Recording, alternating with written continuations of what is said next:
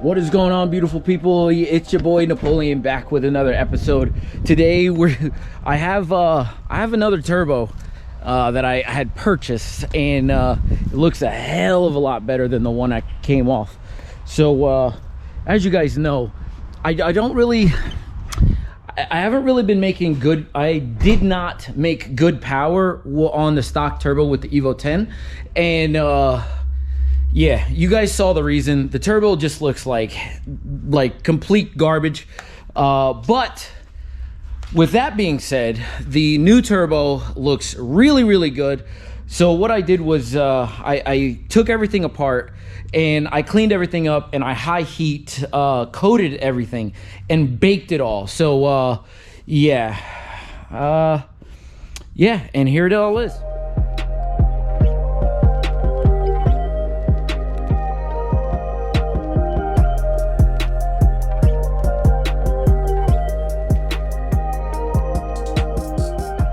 So there's a couple things I definitely want to get right off the bat. I did pick up a used manifold, but it's got no cracking on the outside. Underneath, there's no cracking underneath, nor between the splitters. So I think I should be good. The reason why I went with stock instead of going something crazy aftermarket, there's one of two reasons why. So first off, I wanted to go with something that was going to last me a little bit longer. This manifold had 220 grand on it. So right now it is garbage, obviously. But if it lasted me this long without like crazy damage like breaking, then I think this one will last me a good long while. The exhaust manifold, let's look at that. So as you can tell, looking in here, you guys already know, like, it was really, really bad in there. So looking at this one here, there is none of that damage anywhere. There's no cracking, no nothing anywhere. And yeah, it looks a lot better, So what I did was I masked off everything that was gonna get high heat coated, and just to kind of keep all the mating surfaces good. And the biggest thing here is that the turbo. Now, looking at this bad boy, put this over here. Looking at this bad boy, you guys do remember it was already chewed up. So looking at the fins on this bad boy, you could tell there's a lot of material missing. As compared to this, like, this thing is like super duper nice. I haven't taken anything apart with the center housing. I just left that alone. I cleaned up the compressor housing, and I cleaned up obviously like everything else here. The center section I just left alone because I don't want to touch it at all.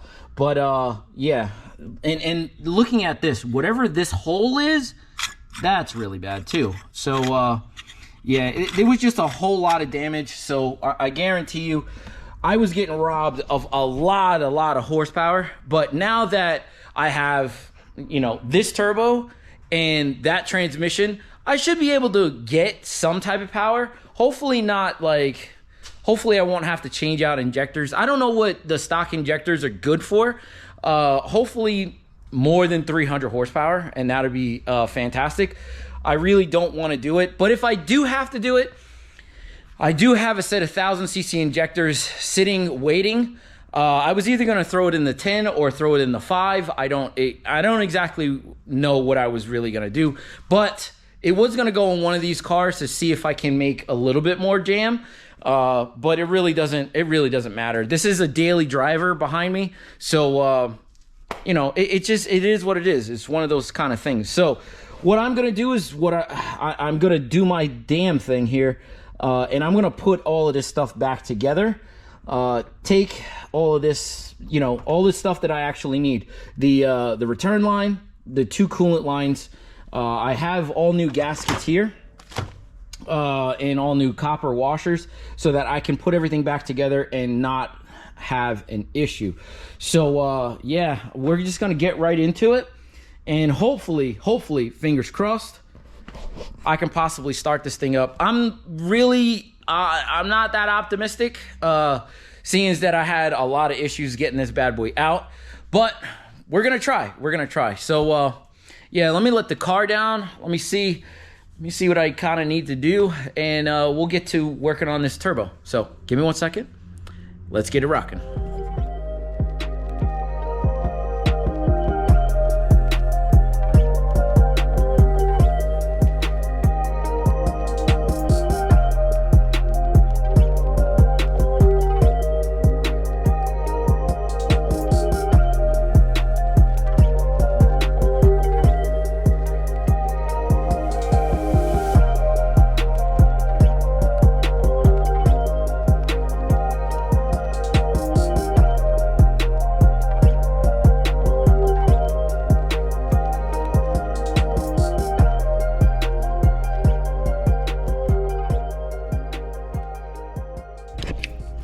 Ladies and gentlemen, folks, so now that the turbo is pretty much all done, I gotta put the wastegate on, and the intake part I'll put on after we get to a point where we need to, but I'm gonna wrestle with trying to get this bad boy into the car. It was a pain for me to get it out, so I think I probably need to remove a couple more things to actually get this in safely.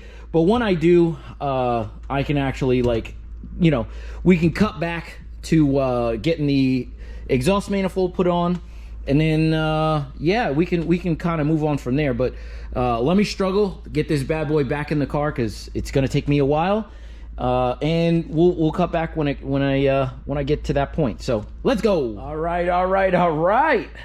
So it really didn't take me that long. It was actually pretty quick, but I did get the oil line done. I got the lower hose for the coolant on. I got the intake, like, elbow on, the wastegate. There were two brackets down there that I put on, all the bracing down there for the turbo. And I think the next thing I'm gonna do is actually fish the downpipe. Since there's a lot of room, like a lot of room up there, so what I'll do is I'll actually, like, snake it up from the bottom and actually try to bolt it in from the bottom, and yeah, we can just try to go from there, to be honest with you, just because since I have so much room for activities up here, I can actually do a lot of bolting from up here, and I don't have the exhaust manifold actually in the way. So yeah, it's gonna be a little bit difficult to try to get it in there, get the camera in there to show you guys, but I'll set the camera up and I'll have you watch, I guess. But like I said before, it's gonna be a little difficult, but yeah, let's keep it rocking.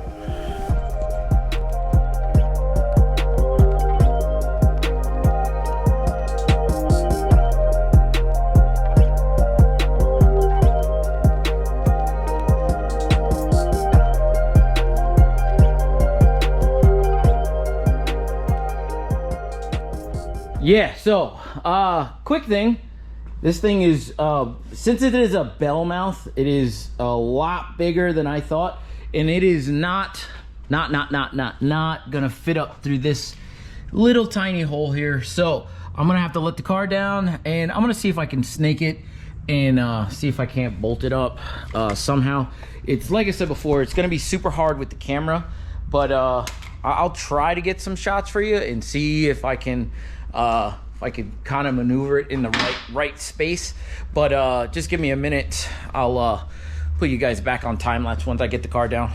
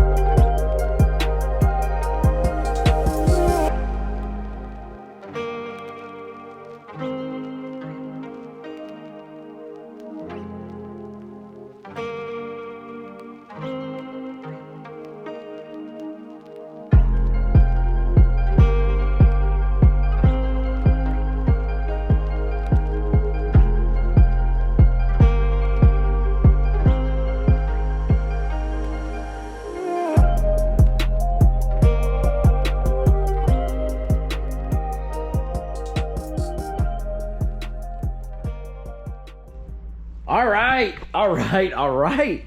I'm super happy with the way that this thing fits.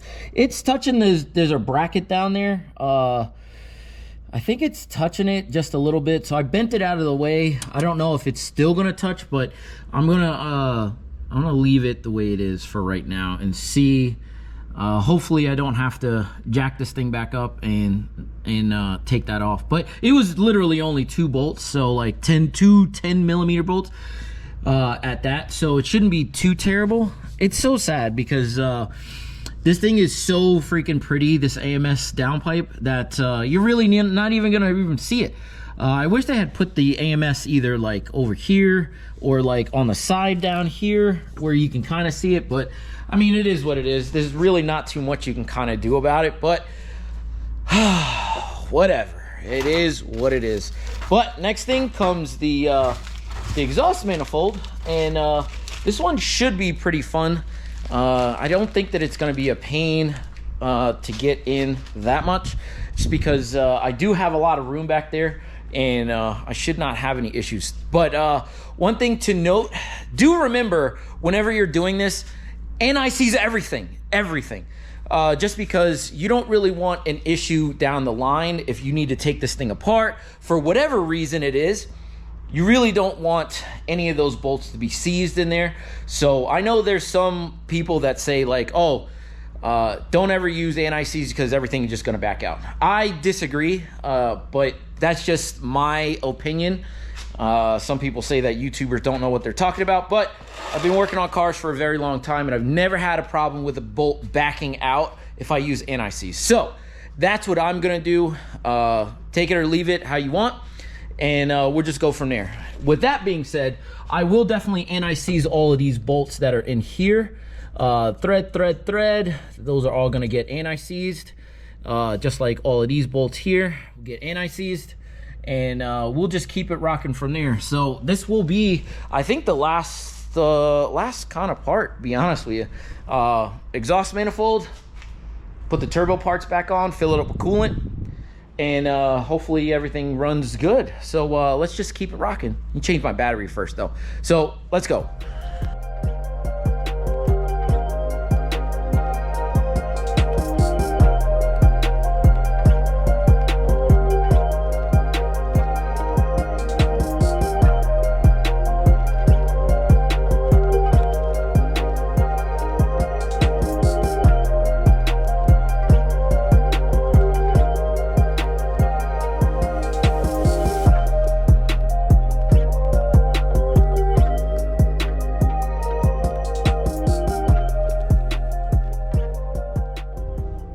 Ladies and gentlemen, folks, so look at this. Everything is done.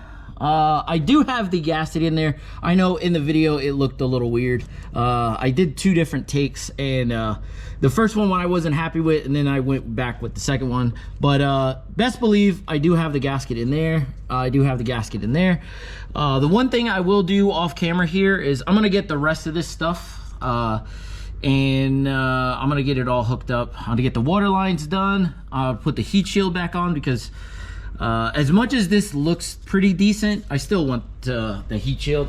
You know, it is still a stock turbo car, so I don't want anybody to be like, oh yeah, you got something crazy. So I don't want any of that. So I'm gonna fill this thing up with coolant, make sure all the fluids are good, and then we're gonna do the first start right on camera. Hopefully everything will look good. So just bear with me. I will be right back. All right, everybody. So I have everything back together. Wheels on, upper intercooler pipe, intake, everything kind of pretty much all secured. If I'm not mistaken, I think I have everything good. I do have water and coolant in this bad boy. I threw the coolant in first, the concentrate, and then water on top. You know how it goes. Green for Mitsubishi, and then water. And now, because it's got a dead battery, I do have the jump pack over there. So what I'm gonna do is I'm gonna crack this door open.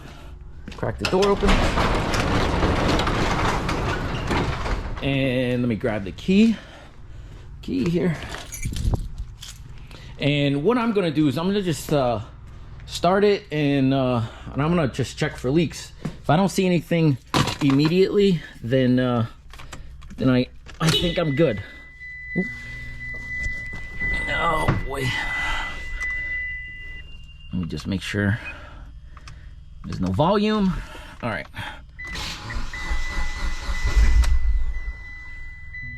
Okay.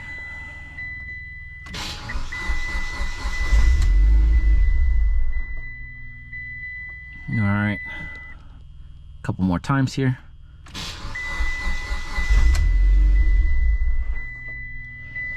All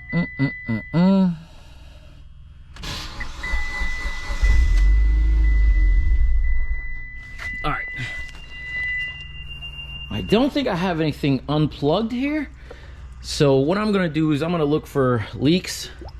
Look for leaks real quick, and then I'm gonna start this thing back up in a second here, and I'm gonna see if it'll stay running. I think the main reason why it's not staying running is mainly because it's probably just a dead battery. Like I said before, it's probably just not staying on. So give me 1 second. Let me start it and look for leaks, and then I'll pull it outside. All right, so I don't exactly know what was going on, but it finally started. I don't know if maybe it didn't have any kind of fuel pressure. Maybe I had to prime the system. I don't really know. But car started now. It sounds pretty healthy. Not like it didn't before, but I'm just saying, you know what I'm saying? I'm just saying that it sounds better. It sounds better.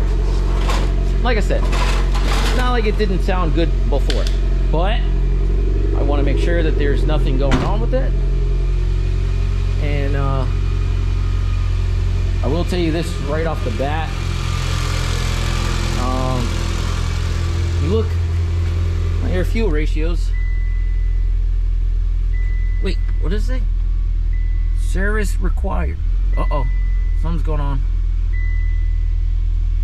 I don't know what's happening.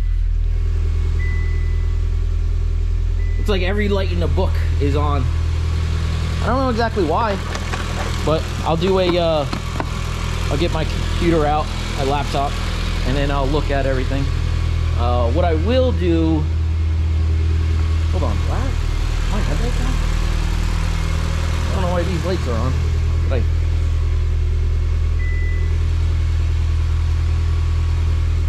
oh, that's weird. Even my headlights, none of my lights work. Only thing I can think of, oh yeah, my battery is dead. Dead. That's what's going on there. Oh yeah.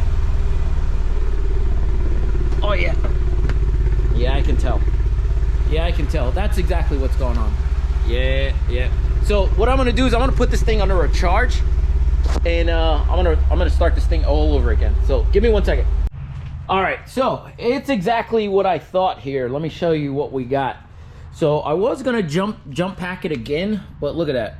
It's 8.5 volts. So luckily this is a Optima yellow top battery, and it will go back to a full charge whenever it's kind of done.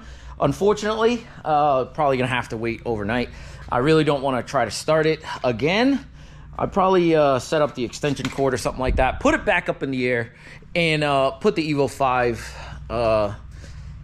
5 underneath, because I really don't want to leave the Evo 5 outside, even though it is beautiful outside. What the hell? This is very weird. I don't know if you guys see that, but it's a little like dark spot there. Oh yeah.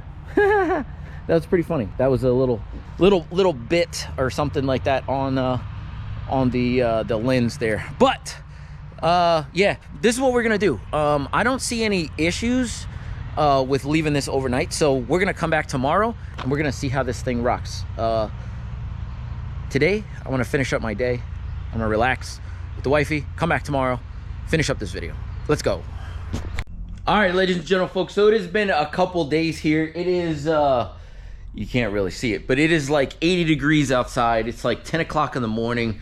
I'm trying to get this car done before it gets any hotter outside. And one thing to note, I did have to put this thing on a trickle charger.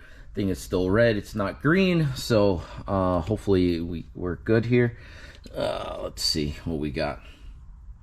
All right, so let's take and unplug this and see what it goes down to.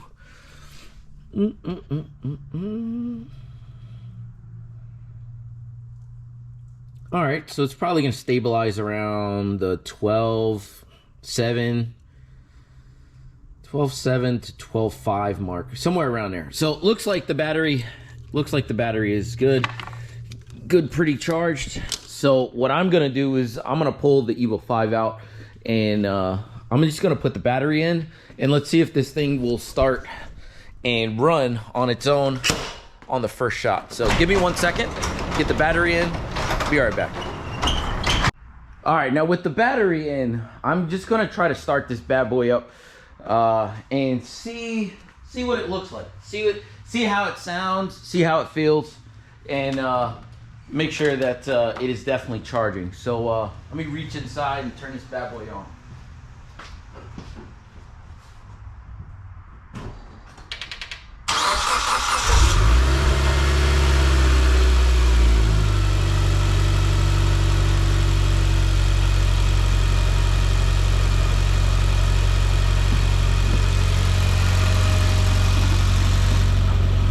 Let's see if she's charging.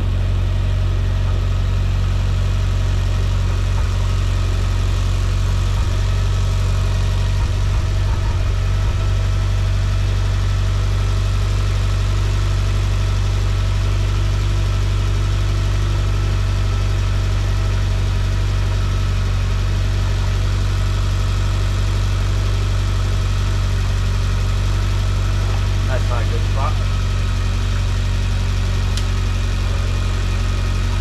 Alright, so as you can tell, bad boy's charging, which is good. It should be okay.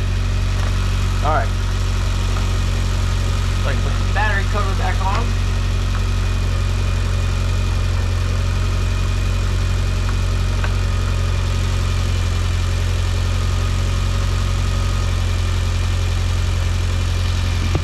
Alright, so for sure it's probably going to take a while to actually get this bad boy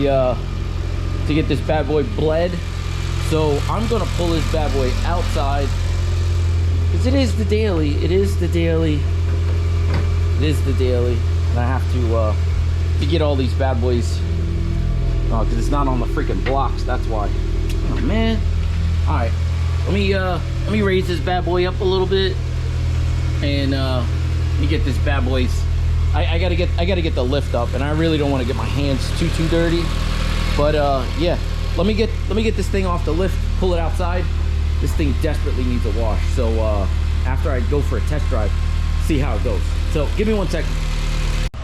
All right, ladies and gentlemen, folks. So I do have to clean this car like something fierce.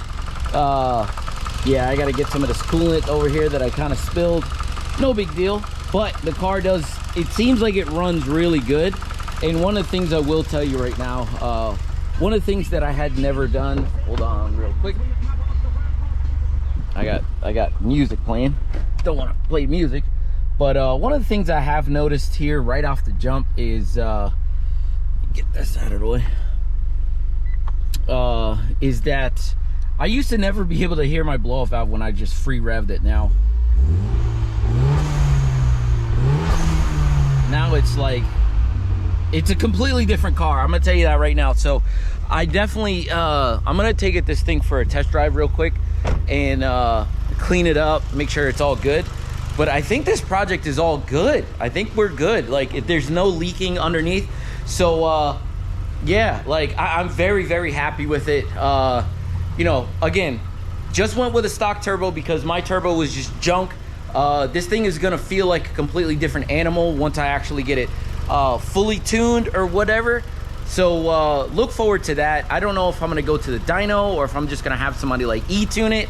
I'm not exactly sure just yet, because since it is a daily driver, I want to get it kind of done sooner than later. You know what I'm saying? So I don't want to go through and actually like wait a whole month or so for a tuner to actually get me in. If I can get somebody to get me in as soon as I can, just pay the money and just have them remote tune me, that'd probably be the best bet. So but But yeah, I don't know, man. You know, I'm super excited with the way that this project has gone so far. Hopefully I can make some jam out of this. But yeah, we'll just have to see. I don't know what the stock turbo is really capable of. Like I said before, with the turbo that I had on there, it wasn't making any kind of sauce. So it was a good, reliable daily driver at that point, at that, you know, 300 mark. I think it made like 298. And I was really happy with it. But now that I have like a bunch of other cars, if this one is a little bit quicker because it's got a better stock turbo in it, I would not be opposed to that whatsoever. So I'm gonna have to contact some people, find out what they want me to do as far as fueling. Like I said before, it does have the stock fuel injectors, but it has a Walboro 450 in it. So I do have fuel. I just need to know like if they want me to put injectors in it or whatever the case is. But definitely one of the things I'm definitely gonna have to be, I'm gonna have to take care of, oh, you can't really even see it. I'm gonna have to take care of all these piping and this cross brace and that valve cover. Everything just looks so dated in this car. I've had it ever since, like, you know, I did it ever since I could powder coat, and now that I'm a lot better at it, I could redo that stuff and it look a lot better. So yeah, if you enjoyed this video, it wasn't really a how-to video, but if you enjoyed the video, please think about liking, commenting, and subscribing. Let me know what you guys think, and I will try to make more videos for you guys come in the future here, because like I said before, in future or past videos, I like doing these videos. I don't get a lot of views, but I feel like I don't know, why not just continue to do them? It's only a very small part of my day whenever I do have stuff like this, so why not just do it? You know, it is what it is. But yeah, again, like I said, if you like the video, like, comment, subscribe. I will see you guys on the next one. Deuces.